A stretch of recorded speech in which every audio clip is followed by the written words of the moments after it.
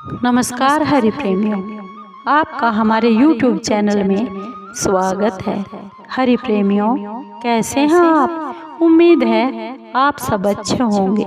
आइए आज का प्रसंग शुरू करते हैं। आज का प्रसंग है भक्त बिल्वमंगल की कथा। हरि प्रेमियों, उससे पहले अगर आप हमारे चैनल पर नए हैं तो प्लीज़ चैनल को सब्सक्राइब जरूर कर लीजिए और बेल आइकॉन को ज़रूर दबा दीजिए ताकि आप तक हमारे सारे नोटिफिकेशन पहुंचते रहे। हरि प्रेमियों, आपका एक भी सब्सक्राइब हमारे लिए बेहद मायने रखता है। आइए सुनते हैं भक्त बिल्वमंगल की ये कथा। हरि प्रेमियों, बिल्वमंगल हमारे प्रसिद्ध दक्षिण भारत के ब्राह्मण और भगवान श्री कृष्ण के परम भक्त थे और कवि भी थे। दक्षिण प्रदेश में कृष्ण वीणा नदी के तट पर एक गांव था। उसमें रामदास नाम का भगवत भक्त ब्राह्मण रहा करता था। उसी के पुत्र का नाम बिल्वमंगल था। पिता ने यथासाध्य पुत्र को धर्म शास्त्रों की बहुत शिक्षा दी थी। बिल्वमंगल पिता की शिक्षा और उनके भक्ति भाव के प्रभाव से बचपन से ही अति शांत और शिष्ट और श्रद्धावान भी हो गए थे।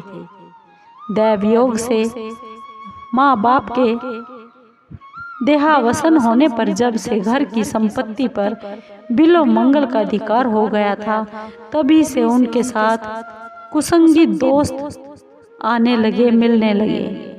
कुसंगी मित्रों की संगत से बिल्वमंगल के अंतःकरण में बहुत से दोस्तों ने अपना घर कर लिया। एक दिन की बात है, वह कहीं चिंतामणि नाम की एक वेश्या का नाच था। उन शौकीनों के दल के साथ नाच में बिल्वमंगल चला गया। वेश्या को देखते ही बिल्वमंगल का मन बहुत ही चंचल हो गया और विवेक शून्य बुद्धि ने सहारा दे दिया। बिल्वमंगल डूबे और उन्होंने हाड़ मांस भरे उस चाम के कल्पित रूप पर अपना सब कुछ न्यौछावर कर दिया। तन, मन और धन, कुल, मान, सब मर्यादा, धर्म सबको उत्सर्ग कर दिया। ब्राह्मण कुमार का अच्छे से पूरी तरह पतन हो गया। सोते जागते, खाते पीते, उठते बैठते सब समय बिल्वमंगल को सिर्फ एक ही चिंता रह गई थी। बिल्वमंगल के पिता का श्राद्ध था, इसलिए बिल्वमंगल नदी के उस पार उस दिन चिंतामणि के घर पर नहीं जा सकता था। श्राद्ध की पूरी तैयारियां चल रही हैं और विद्वान और कुल पुरोहित बिल्वमंगल से श्राद्ध के मंत्रों की आहुतियां करवा रहे थे, परंतु उसका मन चिंतामणि की प्रेम में निमग्न था। उन्हें कुछ भी अच्छा नहीं लग रहा था।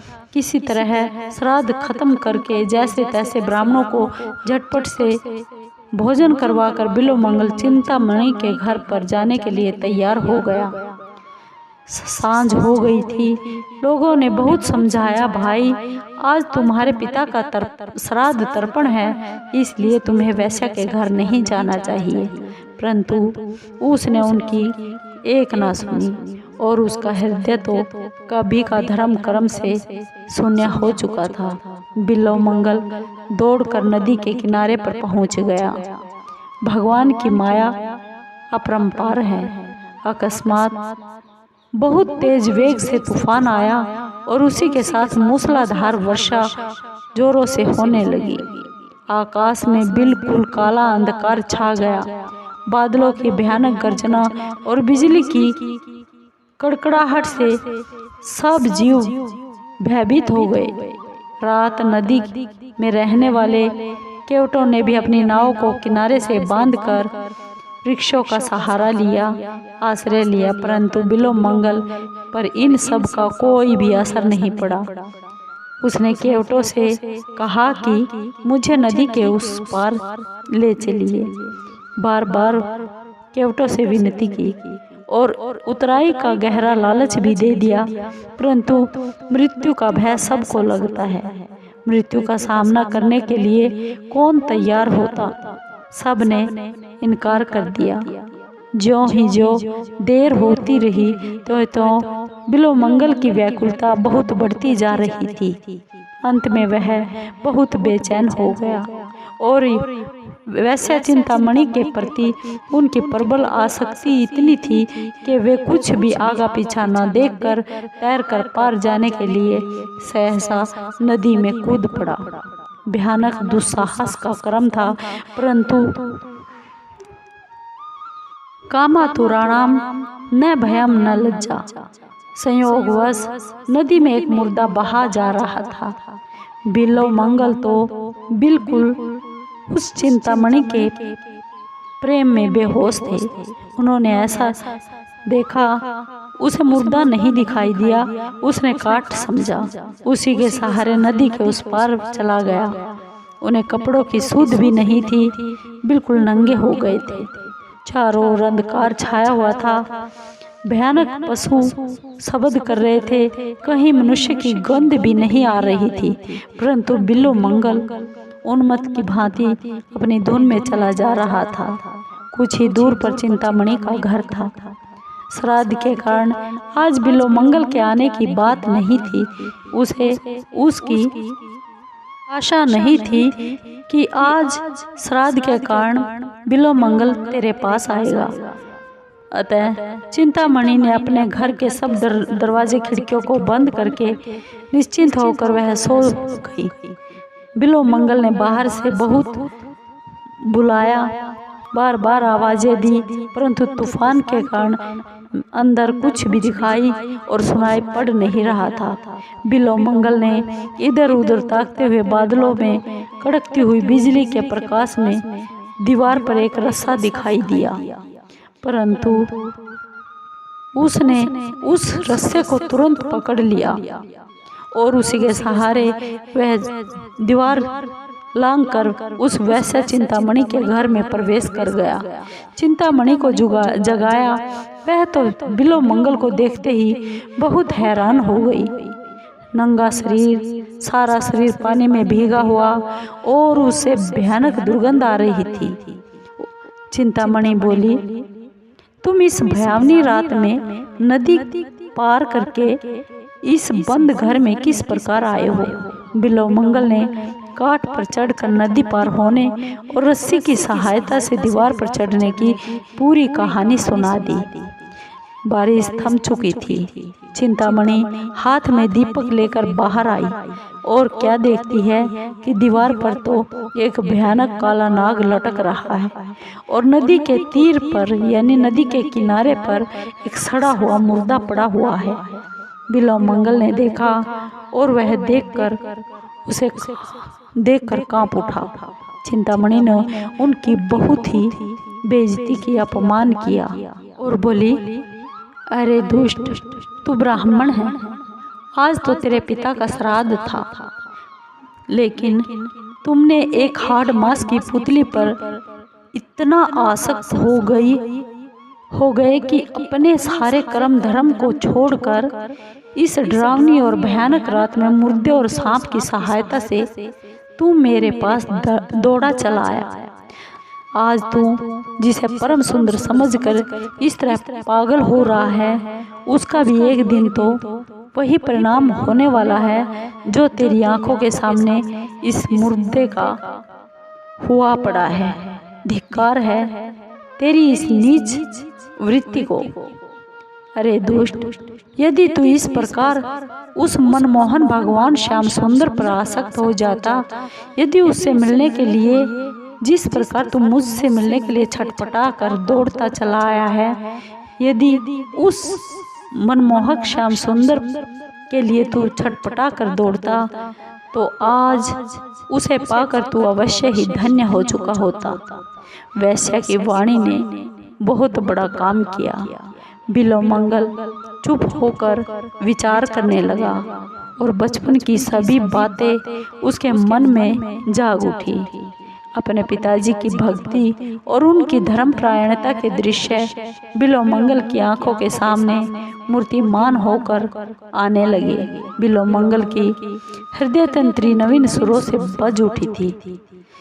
विवेक की अग्नि का प्रादुर्भाव हो गया था। भगवत प्रेम का अथाह समुद्र उमड़ गया और उसकी आंखों से झरझरा अश्रुओं की धाराएं बहने लगी।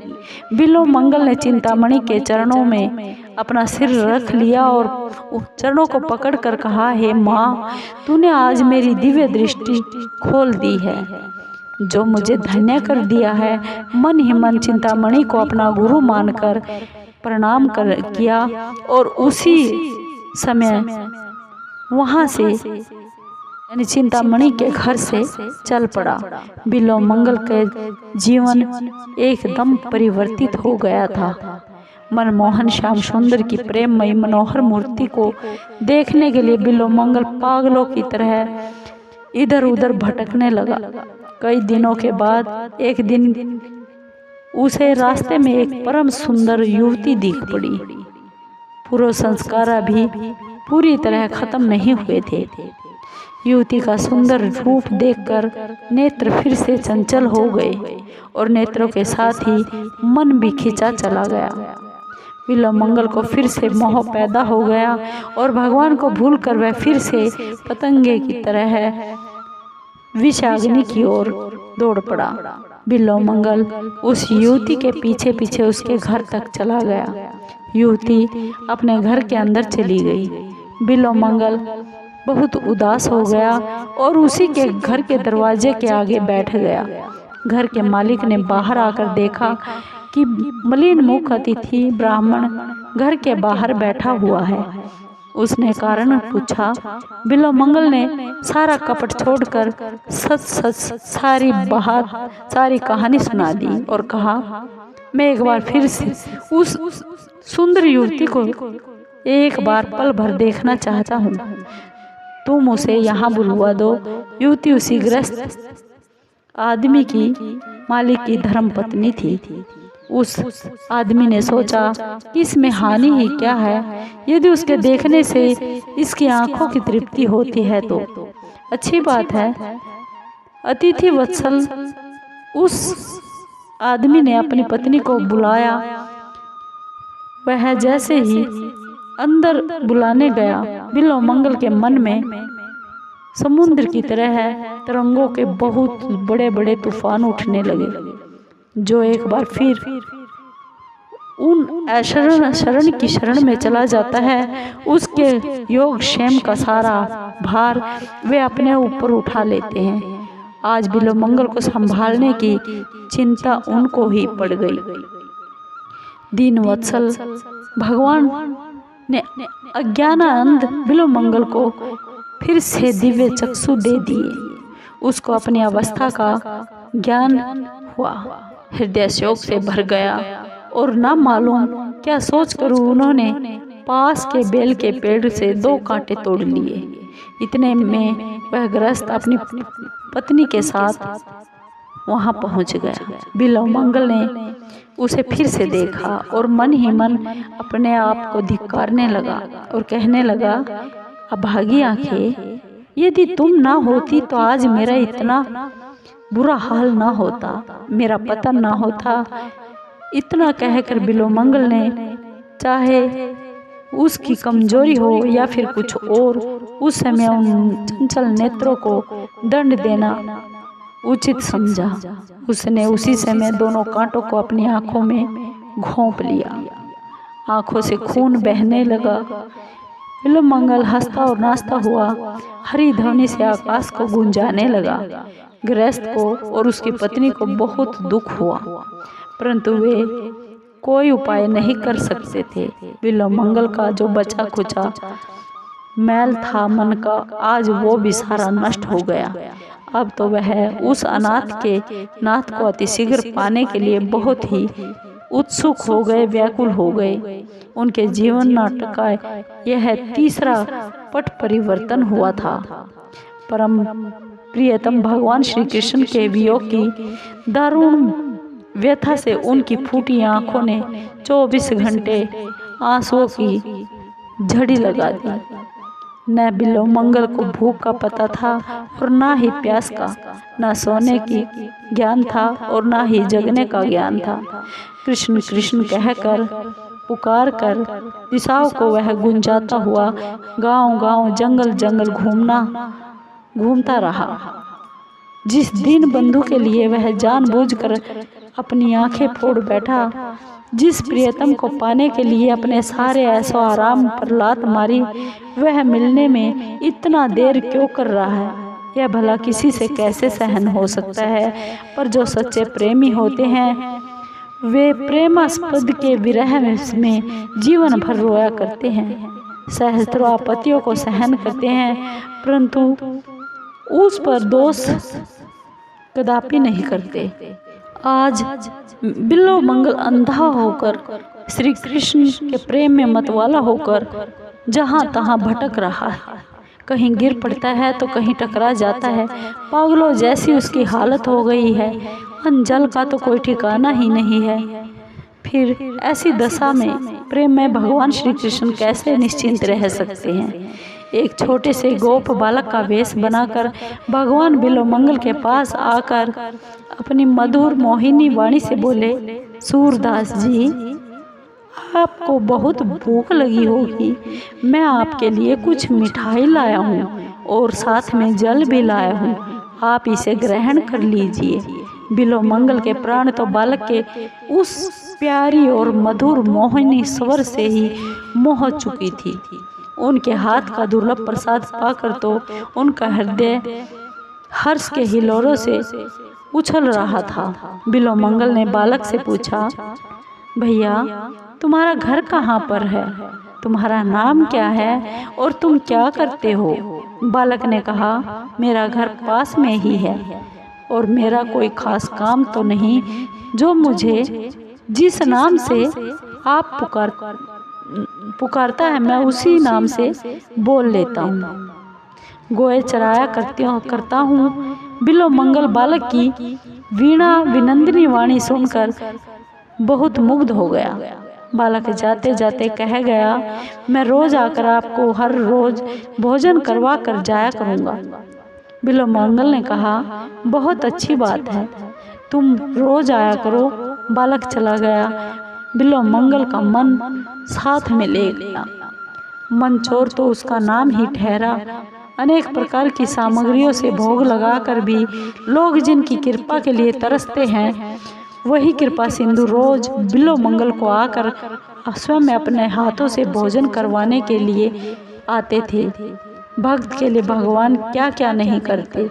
बिल्लो मंगल अब तक तो यह नहीं समझ पाए कि मैंने जिसके लिए फकीरी का बाना लिया, आंखों में कांटे चुभोए, वह बालक वही है, परंतु उस गोप बालक ने उनके हृदय पर इतना अधिकार जरूर जमा लिया कि उनको दूसरी बात का सुनना भी अच्छा नहीं लगता था। ऐसा ही हो गया। एक दिन बिल्लो मंगल अपने मन ही मन में विचार करने लगा कि सारी आफतें छोड़कर यहाँ तक आया हूँ। आज यहाँ एक नई आफत आ गई है। स्त्री के मोह से छूटा तो इस बालक के मोह ने घेर लिया हूँ।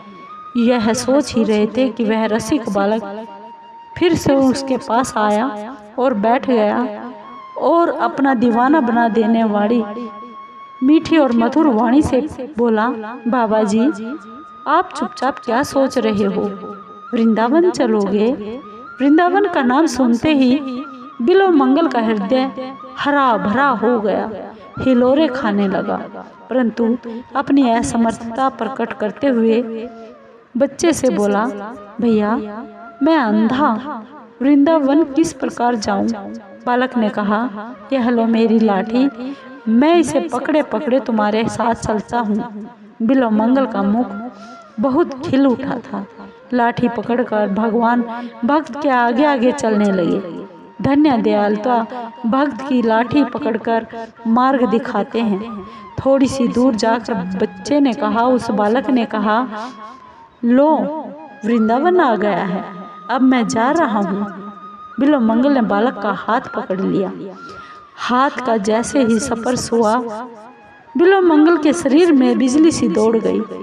सात्विक प्रकाश से सारे द्वार सब प्रकाशित हो गए। बिल्वमंगल ने दिव्य दृष्टि पाई और देखा कि बालक के रूप में साक्षात मेरे श्याम सुंदर ही मेरे सामने है। बिल्वमंगल का शरीर रोमांचित हो गया।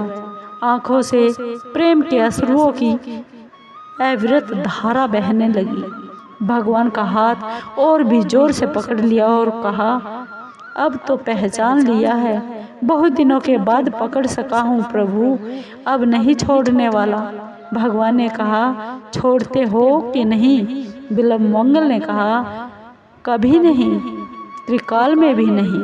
भगवान ने जोर से झटका देकर अपने हाथ को छुड़ा लिया। भला जिनके बल से बलवित होकर माया ने भी सारे जगत को पददलित कर रखा है, उसके बल के सामने बेचारा एक अंधा कर ही क्या सकता है। परंतु उसने एक ऐसी रज्जू से उसको बांध लिया कि जिसे छूटकर जाना उनके लिए बहुत ही टेढ़ी खीर हो गई। हाथ छुड़ाते ही बिल्वमंगल ने कहा, जाते हो पर याद रखना, हाथ छुड़ाए जात हो निबल जानी के मोही, हृदय ते जब जाहुगे सबल बंदोगे तो ही। भगवान नहीं जा सके और जा भी कैसे सकते थे, प्रतिज्ञा जो कर चुके थे, अर्थात जो मुझको जैसे भजते हैं मैं भी उनको वैसे ही भजता हूँ। भगवान के ये वचन हैं। भगवान ने बिल्वमंगल की आंखों पर अपना कोमल हाथ फिराया, उसकी आंखें खुल गई। नेत्रों ने प्रत्यक्ष भगवान श्री कृष्ण को देखकर उनकी मोहिनी अनूप रूप राशि के दर्शन पाए।